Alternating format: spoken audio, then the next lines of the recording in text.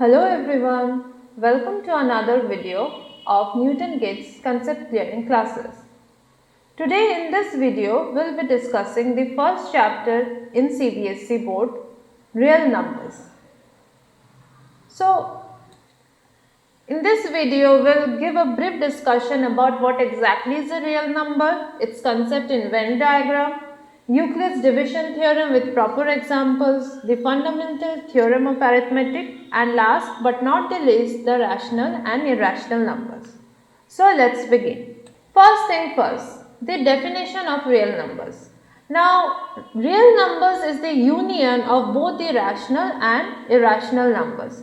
Now, what exactly is union? Now, union means we take rational as well as the irrational number together. Here, as you can see, I have given a diagram of the whole system. It starts with the natural number system, which starts with 1, 2 and it goes to infinity. With natural numbers, when we add 0 to it, it becomes another number system, that is the whole number system. This whole number system again has just the positive numbers. It does not include any kind of negative numbers. Now, if we move further, we arrive at integers. Now, in integers, along with 0 and all the positive numbers, we have negative numbers also. Right? Now, if we move further, we move to rational numbers, which includes all kind of numbers, positive, negative, decimals and even fractions. So, there is this part which is the irrational numbers, which does not belong to any of this set, but it forms another set itself. It is those numbers which cannot be represented in P by Q form, that is the rational number form, but they are included in the real number system. So that means if I draw a number line here, this is 0, this is 1, 2 and 3 and so on. So this and this, it was just the natural numbers. When I included the whole number, it started to include 0 also. If I move further, we have -1, -2 and so on. That is, on both sides of 0, we now have numbers. So, integers includes all these points. Now, rational numbers are the numbers which can be represented. Yes, this also are a part of rational numbers, and irrational numbers also are in between them. Like suppose we are taking -2 and -1. In between these two numbers, we have many other numbers, like for example -1 by 2. Now we know that -1 by 2 definitely lies between -1 and -2, but we cannot put it in points like in this case. Here we are representing -1 and -2, but -1 by 2 also lies between the two. So like this, there are many other numbers also. Some can be represented in this form, some cannot be represented, but all of them are present in this number line. So all this thing together becomes our real number system. Euclid's division lemma. So according to the Euclid's division lemma, if we have two positive a and b, then there exist unique integers q and r which satisfies the condition a equal to bq plus r, where r is greater than equal to 0 but less than equal to b. Now in the statement, it's kind of confusing to understand what exactly they are saying, but let me give you an example. Let us take 18 and divide it with 5. So if I compare here, 18 is A and B is 5. That is, the divisor is B and the dividend is A. Now once we divide with the normal process, we get 18 equal to 3 into 5 plus 3, right? So let us compare with this. So if we compare it here, we can see that actually Q is nothing but the Q is nothing but the quotient and B is nothing but the divisor, whereas R is nothing but the remainder. So now this conditions make sense because we know that remainder can obviously be 0 and it can increase up to the divisor itself, but it can never be equal to or greater than the divisor. So this conditions now makes complete sense. Okay, so now Euclid's lemma to find the HCF. Now here I have mentioned the 3 steps that we need to follow for finding the HCF. We can go through this, but I think it will be better if we take an example with this. So let's take an example and start it. Now finding the HCF of two numbers using the Euclid's division algorithm is a very important concept we need to understand, because in the boards we have questions in this. So here I have taken one such example, that is we have to find the HCF of 130 and 91. So out of 130 and 91, 130 is obviously greater than 91. So we will start with dividing 130 by 91. Now following the division rule algorithm, we get 130 equal to 91 into 1 plus 39. That is, this is the remainder, this is the divisor and this is the quotient. Okay. Next thing, we will be dividing. Now since the remainder is not 0, we will have to continue this process of division again. So next thing is 130 is already divided. The next number is 91. Now 91 we have to divide by the remainder, that is 39. Again on dividing we will see that we get 39 into 2 plus 13. Again this is the remainder, this is the divisor and this is the quotient. Now still we find that the remainder is not 0. So again we have to divide. Now how will we divide? See, we always divide the remainder with the divisor next. So that means we will be dividing 39 with 13 next. So on dividing 39 by 13, we get 13 into 3 plus 0. And that's it. We have got our remainder as 0. So here we can stop the process, and the divisor in the last step is actually the HCF of the sum. This process exactly is like the division algorithm for finding the HCF in the previous classes, which we have already done. This is the alternate method where we are actually dividing it separately and using the fact of the division algorithm to write in this form. Our next topic is the fundamental theorem of arithmetic. So the fundamental theorem of arithmetic says that we can factorize all the composite number as a product of some prime numbers. That is, the prime factorization of a number, natural number, is unique as the order of the prime factors doesn't matter. Okay. So here we have taken a very small example.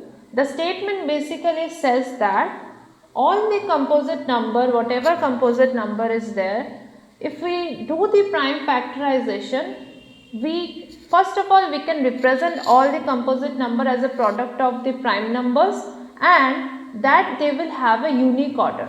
Like for example, if we take here, now we know that 8 is a composite number. So if I take the prime factorization of it, it will be 2 cube.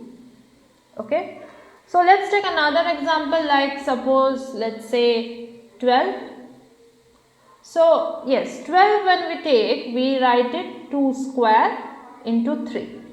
So by this line, it actually means that the order here the order of 2 is definitely not same, as well as when we factorize both of them, the factorize itself is unique. Both are represented as the product of prime numbers, but all of them are unique in their own sense. Like for example, if we want to write 24 as the product of prime, so we will write 2 cube and into 3, that is 8 into 3. So here also we can see, if I compare it, so yes, it is 2 cube, but here we have another factor, that is 3. So all of the prime numbers can be represented like this. All the composite number can be represented as a unique product of prime numbers. This word unique itself has a very important role to say, that is, all the numbers, whatever number you take, if the number itself is different, automatically the product of the prime numbers will become different. They will never be same for the two different numbers. So rational and irrational number. Here I have given a brief comparison of what exactly is rational and irrational numbers. So all finite decimals, all reoccurring decimals, all integers are rational numbers, whereas all the real numbers which actually does not belong to rational numbers are irrational. So in this I want to mention two things, that is finite decimals, or what we know as non-recurring decimals and recurring decimals. So these are the decimals, like for example 1 by 3 and 2 by 5. Okay, this if I want to represent in decimal form, you can go on dividing step by step, but we will reach at a dead end like this. It will go on 3, 3, 3, 3 and so on. This never ends. So such type of decimals we say it is non-recurring decimal. Now it may seem that it also is a part of irrational number, but it is not so, because although the decimal portion is not finite, it goes on continuously. But once we represent in a finite form, it actually gives a rational number p by q form. So this also belongs to the rational numbers, whereas this one is 0.4, this ends after 1 point. So this type of decimals are called finite decimals or non-recurring decimals. All of them are included in rational numbers, and whatever is not included in rational numbers are included in irrational numbers. Okay. So to understand the concept of irrational numbers, we have a very general questions in the boards, that is, we have to prove that a particular number is irrational or so. Now the process of how the approach rather which we use here is, let us think that yes, it is a rational number. Now by definition of rational numbers, we know that all the rational numbers can be represented by p by q form, where p is the numerator and q is the denominator, and q cannot be equal to 0. Now one main thing to know it is p and q both are in the simplest form, that is, they do not have anything other than the factor 1, or you can say that SCF of p and q is 1, that is, they are in simplest form. This part is actually important to understand, because later on we will arrive at a contradiction with this line only. So please do not forget to write this part, that is, SCF of PQ is 1. Okay. So let's start. So root 2 also we are representing it as a rational number a by b, where a and b are co-prime. Again, the mention of this has to be done. Either we have to write SCF of a and b here as we have taken as 1, or co-prime. So if we cross multiply, we get this, and if we square both sides, we get this. Now we know that when we can represent like this, Actually it means that 2 divides a square, right? Now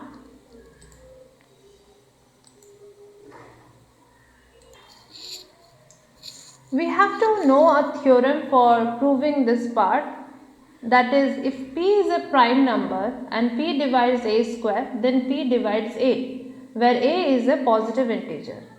So in the previous slide we discussed that 2 divides a square.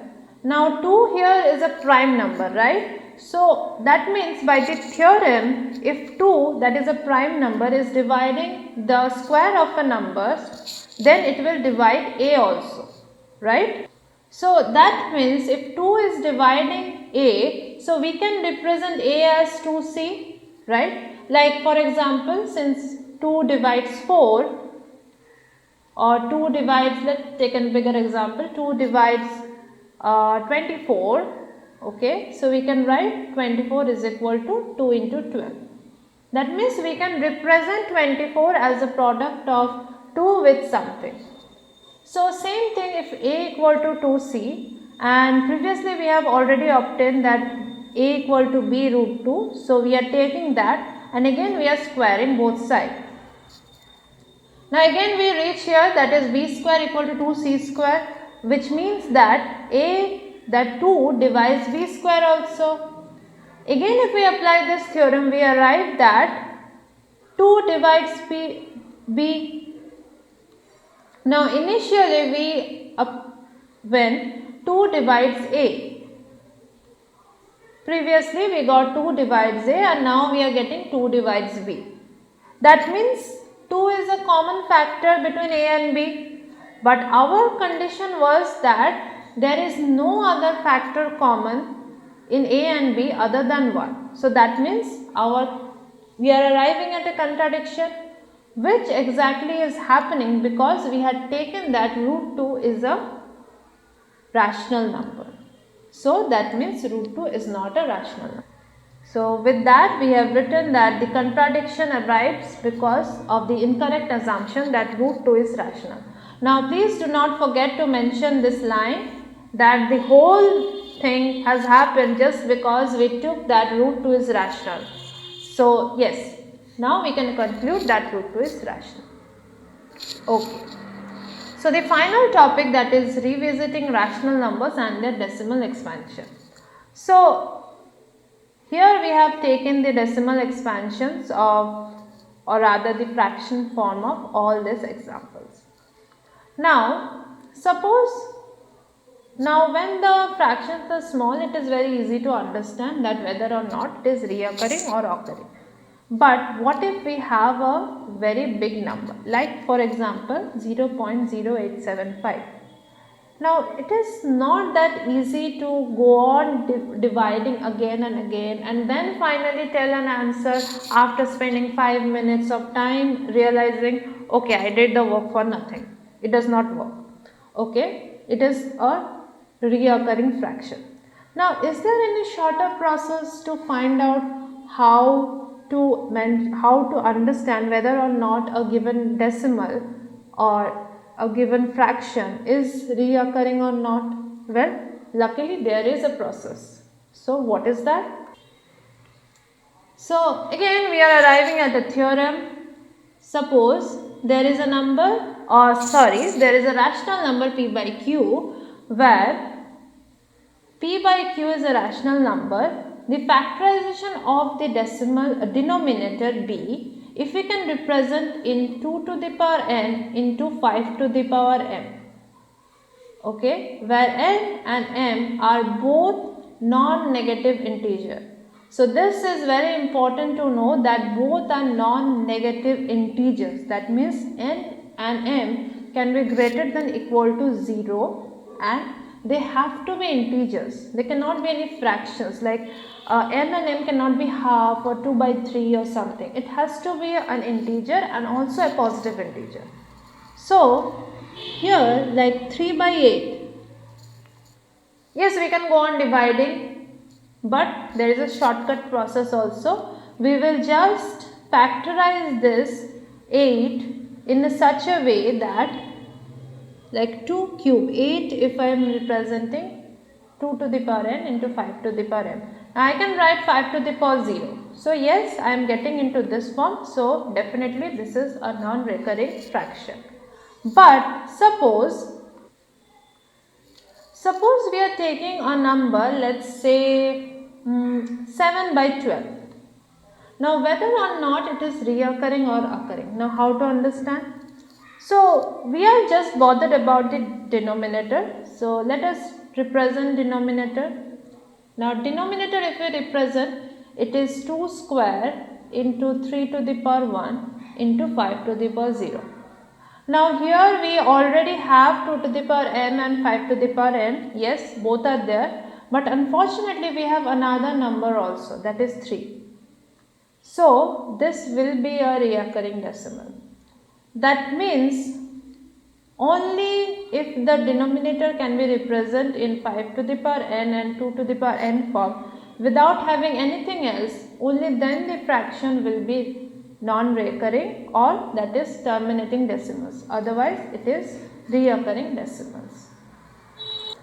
Well, with that we conclude our session today. Hope it's clear, and if you like this video, please like, share and subscribe, and hope to meet you soon in the next video.